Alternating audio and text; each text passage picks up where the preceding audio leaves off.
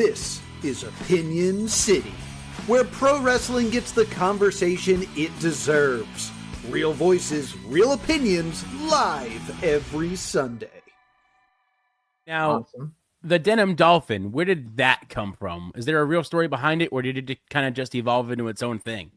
Yeah, so the Denim Dolphin kind of origin of it. In my everyday life, I would wear denim like a lot, especially like just like going to high school and just like in my like teen adolescence. Just it would just be something that just kind of popped up, and I would hang out with my friends a lot of the time, and we would just be talking about like animals that we liked, and like throughout my life, I've always like gravitated towards dolphins, and so more recently, there's been like a really big uptake in like content about dolphins and how they are and how much like people really love them, and like there's like a specific picture of like dolphins jumping out of the water that like got popular on Twitter for a little bit, and then I was telling my friends, I was like, this is so me a lot of the time. Right, it's a little obnoxious, but this is really me.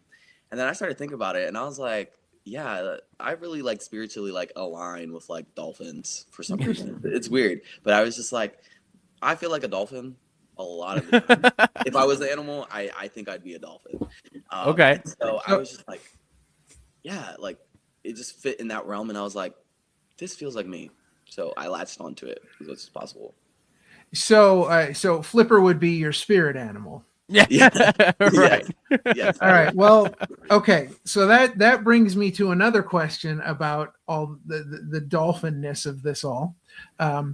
You are in a tag team with one Rullo, and you are called Dolphin Funeral. Now, I get why, but do you not think that the dolphin community would find that offensive? I mean, seriously, if I was a dolphin, I would be like, spirit animal, my fin. I'm not forget that guy. Yeah, I could see in the dolphin community that might be a little crazy. When I was trying to come up with like names for what we had, and for the longest I was like, oh, like Julezee would be perfect, and Rullo was like, no. And I was like, why not? And he was like, no. And so we were just like kind of thinking one day, and we had an opportunity at Blitzkrieg. I had to be a business dolphin and be like, I think it was for Miracle Generation. Okay. They were an open challenge. And so I went up to management and I was like, yeah, you have a tag team that's interested. And they were like, okay. And they were like, do you have a name? And we were like, maybe Julezee. And they were like, that sounds a little crazy. And I was like, so I was thinking, and I started thinking, and I was like, what do me and Rullo both like, what are like, do we have in common? Right. Or what is something that like detracts us? And for our tag team, we're very much like opposites attract. So I was like, let's just do something that like fits both of us. Right. And I was like, I'm Dolphin, and he's like dead bugging. Right. He's dead, he's like funeral, you know. And I was like, Dolphin Funeral, perfect. And so I told him, I was like, we'll be pronounced as Dolphin Funeral, please and thank you. And then they were like, okay. And then so that's how it kind of originated. Well, not for nothing. I love that name. I think it's pretty great. But I think you're missing out on an opportunity here with Julezee, because you think about it, you know, you could come out and say, everybody loves Julezee, Jullo. You could sing the song and everything. Like, it'd be perfect. But I do like Dolphin Funeral, I'll tell you that. Rullo would be very mad at me. Yeah, I can imagine. Just you know what? Just do it one day. Don't even tell him you're going to do it. Yeah, just do it. Just do it. I will. That'd be great. Oh. Yeah, absolutely. All right. So walk us through how you got into wrestling. What was the moment you knew this was what you really wanted to do? Okay. So when I decided to first like join wrestling and join a wrestling school, there was a lot of like I really wanted to do it a lot like throughout high school, and I wasn't so sure about it. And then it was a certain point where I had to turn 18, so I was like, okay, I'll just wait till I turn 18. And so throughout then I was like kind of working a job and becoming a little busy, so I was like, maybe we'll see. I always had in the back of my mind, I wasn't so sure if I was gonna like end up doing it, but I was like, we'll see, I'm not sure. I believe it was one day, I forget what time it was. It maybe would have been in like June or July. I was watching a music video from one of my favorite artists. Her name is Claro, and she did a music video for her song Juna, and it was all these independent wrestlers. And nice. Independent wrestlers that I knew. I believe it was like Love Doug, Ashley Box, Delmi XO, CPA, all these people that I like knew of. Right. And like people like Love Doug and like TJ Crawford were people that I've seen in MLW. And I used to go to the MLW shows in Philly. Right. So and we would like go up to them and be like, and thought they were so cool. And we were like, oh my God.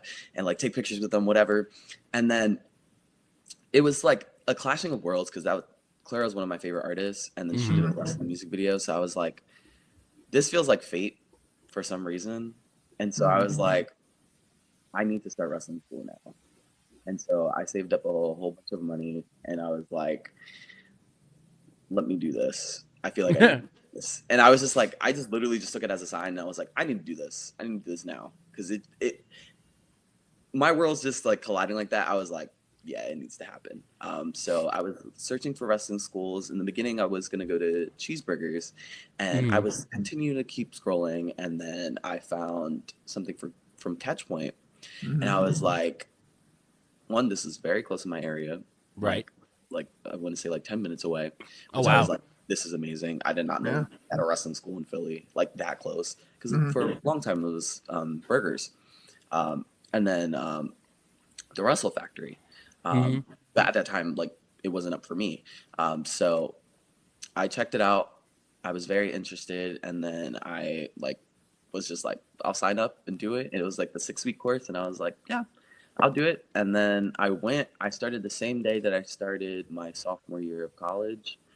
So it was like, I went to school, immediately went there and then did the 6-week course. And like, it was horrible in the first weeks. Cause it was just like, I'm doing 1,000,010 things for school. And now I'm doing this thing with wrestling. And so it was like back and forth, back and forth, back and forth, back and forth. Right. Every day, no stop. And it was like insane.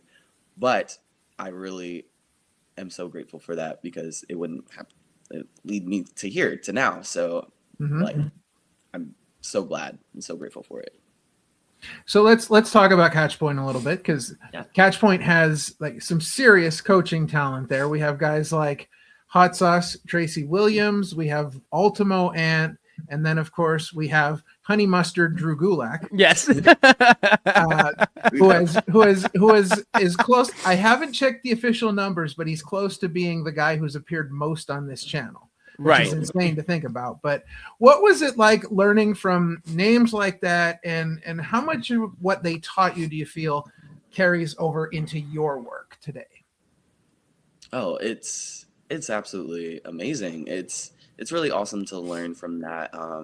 From minds like that, you know what I mean? Not to mention like we have like Nate Wallace, who is also very good, Vito Von Star, who's very awesome. Oh yeah. Hirsch, and Kurt Robinson was super instrumental on my growth, especially in the beginning of my career, and it still is. He very much helps me so much. So learning from a whole big pool of minds like that is like amazing. It really truly is amazing.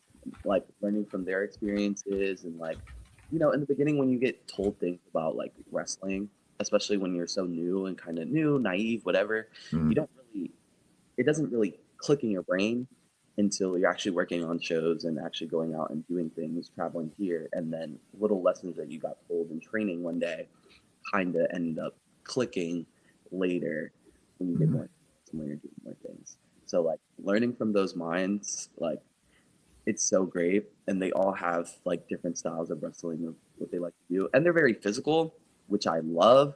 I love physical wrestling. I love when things do look like a fight and do look like a battle between two people. I think for me, that's like my bread and butter.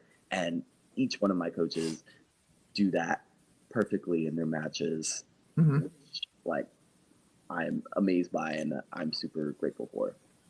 And now, on top of that, now they have Catchpoint Baltimore, which has some great trainers there as well, including one Murder Hornet Travis Huckabee. But they've got an incredible staff there as well. So now you have your choice. You've got Philadelphia, you've got Baltimore. Like they're taking Catch Point's taking over. Yeah. yeah. Now, how much of Julezee is a character, and how much of it is just you? Ooh. It's like a pretty good mix. They always say like the best characters are the characters that are turned up to like 100 and 120. I definitely think that in my case it feels that way.